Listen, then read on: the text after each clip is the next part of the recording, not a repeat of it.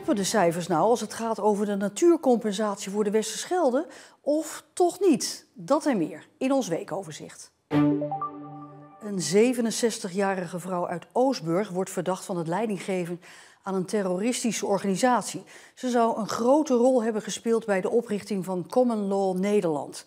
Een groep soevereinen die bereid was geweld te gebruiken tegen de overheid. De vrouw uit Oostburg stond maandag voor de rechtbank in Rotterdam. In september 2024 wordt de vrouw opgepakt in haar woning in Oostburg. Ze woont dan in de Watertoren. Mensen in haar omgeving zijn onthutst en spreken van een sociaal bewogen zestiger. Maar de feiten waarvan de Oostburgse wordt verdacht liegen er niet om. Ze zou leiding hebben gegeven aan Common Law Nederland.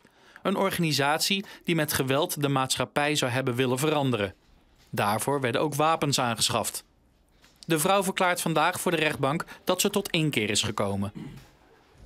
Mijn bubbel vol nare complottheorieën is gebarsten.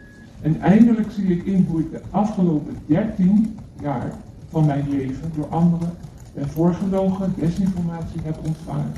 En daarvoor betaal ik nu de prijs. De vrouw is niet de enige die voor de rechtbank in Rotterdam staat. In totaal zijn er 10 verdachten. Pas 27 oktober volgt de strafeis en pas eind november de uitspraak. Vissers in Zeeuws-Vlaanderen vragen het zich al weken af: waarom gaan er zoveel vissen dood? Karpers, snoeken, baarzen, ze drijven in grote getalen levenloos in het water. Daar hebben ze eigenlijk voor de eerste keer ontdekt. Kijk, je ziet het daar zwemmen.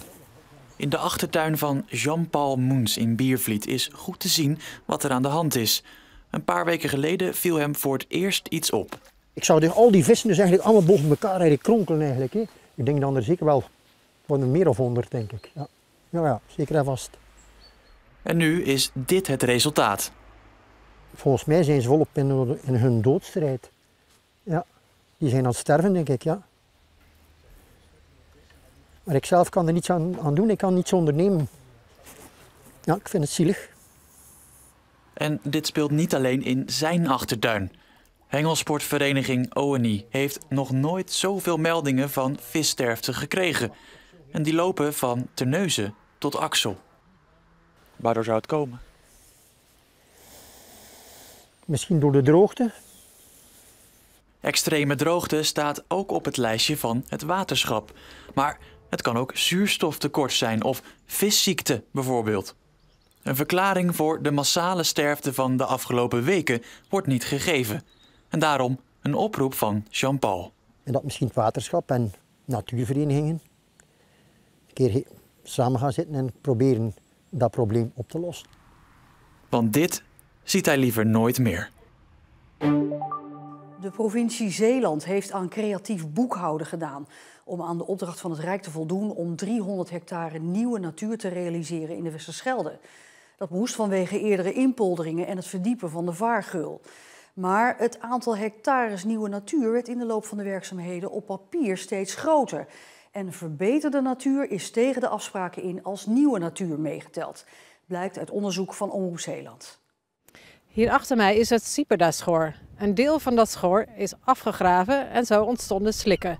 De provincie heeft de oppervlakte van deze slikken opgeteld bij de hectares nieuwe natuur die ze moesten maken. En dat geldt ook voor het Zwin en een schoor voor de Hedwigepolder. In totaal werden zo tientallen hectares nieuwe natuur gecreëerd. Natuur die al natuur was. Patrick Mera geldt als een autoriteit op het gebied van de Westerschelde.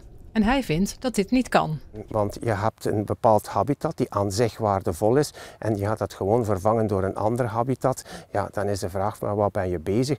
Plus hoe dan ook zal dat gebied opnieuw opslibben en ook weer schor worden, waardoor dat je het verliest. Dus het is eigenlijk geen maatregel die op een structurele manier bijdraagt aan de problemen. En dat zijn niet de enige projecten waarbij de provincie creatief rekende.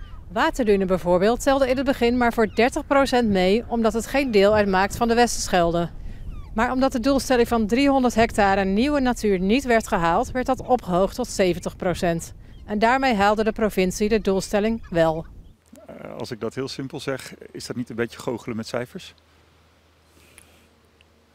Dat zou je zo kunnen zeggen. Ja, en zo ervaar ik het zelf ook. Vanuit de politiek kan ik me voorstellen dat mensen dit proberen te doen. Want je hebt uiteindelijk een hele grote opgave. En die opgave is echt moeilijk, dat snap ik als geen ander. Maar in de werkelijkheid moet er gewoon wat gebeuren. En door te gaan goochelen met cijfers komen we niet dichter bij onze doelen. Waterdune ligt bovendien niet eens aan de Westerschelde, zegt Maire. Ja, ik vind het gewoon niet kunnen door het feit dat het, misschien kan je zeggen, het is een leuk project aan zich, maar de bedoeling van die projecten is om een impact te hebben op het ecosysteem van het Schelde-estuarium, op de Westerschelde. En die link, in mijn ogen, mankeert daar volledig. Dus als je nu 20, 50 of 80% meetelt, het klopt niet in die zin dat het geen impact heeft op het Schelde-estuarium. Dit jaar wordt het natuurpakket Westerschelde afgerond. Door de verdiepingen en het verdwijnen van slikken en schorren moest de natuur in de Westerschelde worden hersteld. Vlaanderen en Nederland maakten daar afspraken over. Het Rijk was verantwoordelijk voor de Hedwiegepolder, ongeveer de helft van het aantal benodigde hectares. De provincie kreeg de opdracht nog 300 hectare extra natuur te maken. De provincie heeft aan die opdracht voldaan, laat gedeputeerde Arno Vaal weten in een schriftelijke reactie. Met de realisatie van de projecten uit het natuurpakket is het gelukt om de natuur robuuster te maken. De combinatie van extra ruimte en slimme maatregelen verbeteren de kwaliteit van de bestaande natuur. En Waterdune is terecht meegeteld, vindt de provincie. Gezien de vele vogels die Waterdune inmiddels aandoen om te broeden en te eten, levert dit gebied een zinvolle bijdrage aan natuurherstel. Het Rijk, van wie Zeeland de opdracht kreeg om 300 hectare nieuwe natuur te realiseren, heeft de berekeningen van de provincie goedgekeurd. Het alternatief was opnieuw een discussie over ompolderen en daar had, na jarenlang politiek gedoe, helemaal niemand zin meer in. Bij een aanrijding met een lijnbus is dinsdag een fietser overleden. De 78-jarige vrouw fietste over de Koudekerkseweg in Vlissingen toen ze door nog onduidelijke oorzaken in aanrijding kwam met de bus. De hulpdiensten konden niks meer voor haar doen. De vrouw overleed ter plekke aan haar verwondingen. De inzittenden van de bus bleven ongedeerd. 2 maanden geleden kregen recreanten op vakantiepark Marina Beach in Hoek te horen dat het park op last van de gemeente per direct werd gesloten. Sindsdien mogen gasten alleen overdag het terrein op om persoonlijke spullen te halen. Maar omdat er niet streng gecontroleerd wordt, hebben inbrekers nu vrij spel op het park.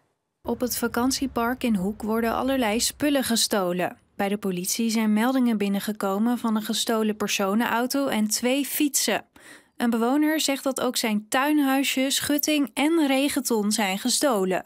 Also onze Gruppe had geschreven dat een nagelneues Gartenhaus, der nagelneue Zaun, einfach abgebaut en mitgenommen worden is. Maar ja, wat er 's nachts gebeurt, daar hebben we geen zicht op. Ik geloof niet dat er 's nachts enig toezicht is. Dus ja, dan is het vrij om te komen. Deze Duitse gasten vertellen ook dat er een mysterieus wit busje over het terrein rijdt. Dan komt zum Beispiel der Wagen. Da ist der Wagen wieder. Ja. Was für ein Wagen ist das? Also angeblich gehören sie zu dem Gelis-Clan, aber ob das stimmt, können wir nicht sagen. Kann sein, dass die jetzt aussteigen. Ja, Sie sind von Peter Gelis, bleibt ja. Eind van de maand vertrekken de laatste parkmedewerkers. Vanaf dat moment is er overdag ook geen toezicht meer. Zeeland komt er traditioneel met een kort lijstje vanaf als het gaat om kandidaten die kans maken op een zetel in de Tweede Kamer na de verkiezingen. De afgelopen kabinetsperiode zaten er 4 Zeeuwen in de Tweede Kamer en dat is ook wel het maximaal haalbare. Qua aantallen Tweede Kamerleden doen we als provincie nooit echt mee na verkiezingen. De laatste 50 jaar hebben in totaal zo rond de 20 Zeeuwen plaatsgenomen op de zetels in het parlementsgebouw. Het hoogste aantal was 4 tegelijk, de laatste keer tijdens het kabinet Schoof. 4 zetels op de in totaal 150. Dat voelt als een druppel op de gloeiende politieke plaat. Maar gek genoeg zitten we met dat aantal al boven onze tax. We hebben natuurlijk niet zoveel inwoners in Zeeland. Eigenlijk als je het uitrekent zouden we recht hebben op 3 Kamerleden. Maar voor een politieke partij is het natuurlijk moeilijk om Zeeuwen dan een hoge plek te geven. Omdat ze natuurlijk kandidaten uit heel Nederland moeten selecteren. Deze verkiezingen is de spoeling dun als het gaat om haalbare plekken.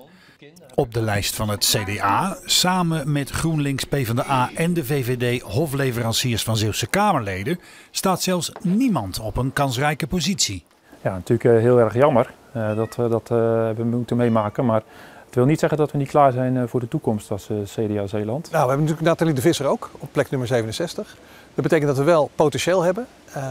Maar we waren wel van mening dat we de beste 2 gewoon naar voren moesten brengen. Er zijn meer mensen, maar die gebruiken we gewoon ook in de achtervang voor de toekomst. Wij hebben ons best gedaan en een goede kandidaat geleverd. Onze oud-gedeputeerde Anita Pijperlink staat voor de 2e keer op wat ons betreft een verkiesbare plaats.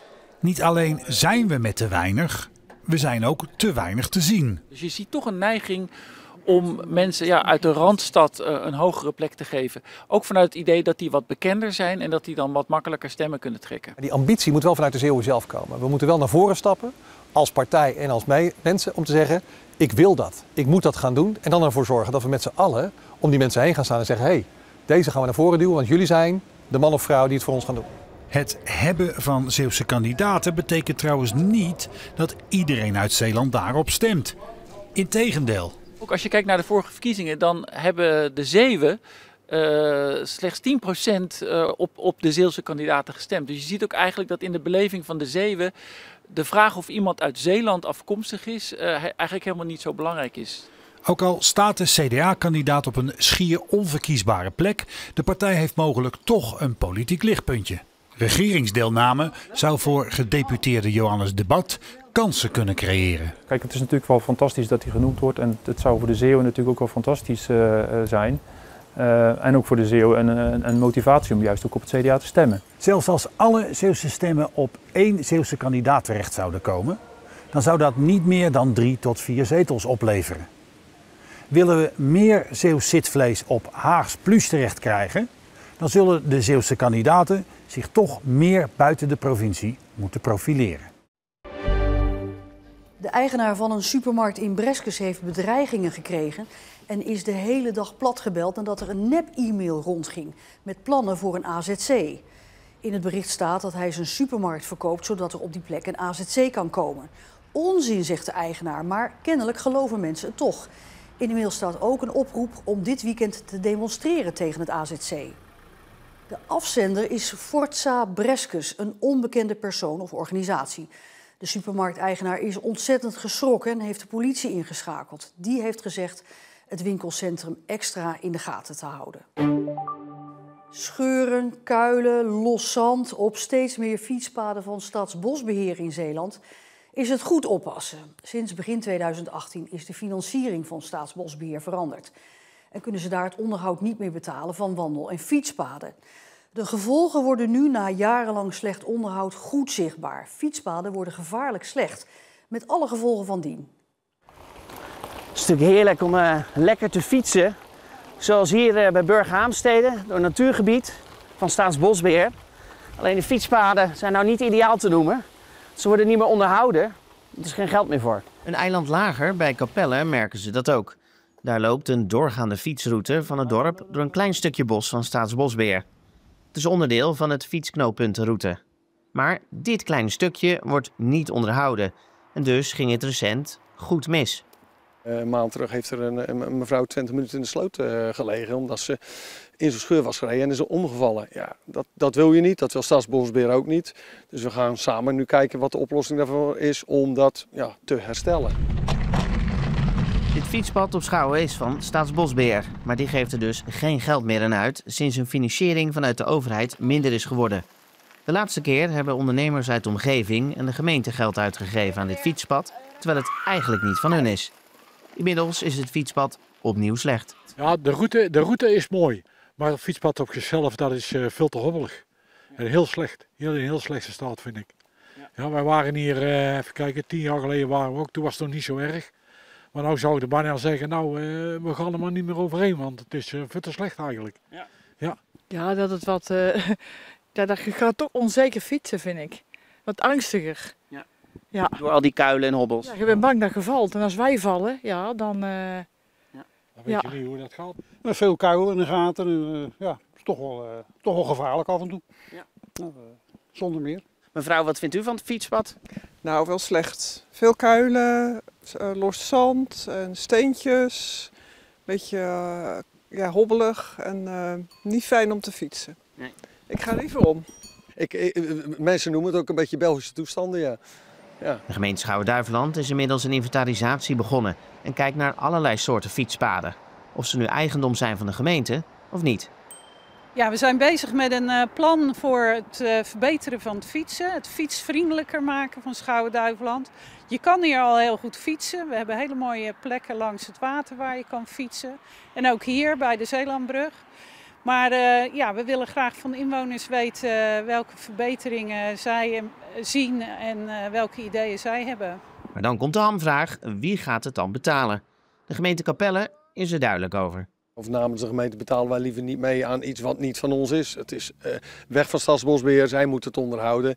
En dan vind ik het eigenlijk primair dat zij dat ook voor de verbetering zorg moeten dragen. Staatsbosbeheer laat in een reactie weten dat de komende 2 jaar in heel Nederland zo'n 125 kilometer aan fietspad mogelijk wordt afgesloten, omdat de kwaliteit te slecht wordt. En gevangenis Torentijden in Middelburg blijkt een gedetineerde een week te vroeg naar huis gestuurd te hebben. Toen ze achter de fout kwamen, moest de man terug de cel in. Om de druk op gevangenissen te verlichten kunnen gedetineerden maximaal 2 weken eerder vrijkomen. Maar dat mag niet als iemand een straf langer dan een jaar uitzit. En dat was hier het geval. En tot zover Zeeland de Week. Nog een hele fijne avond.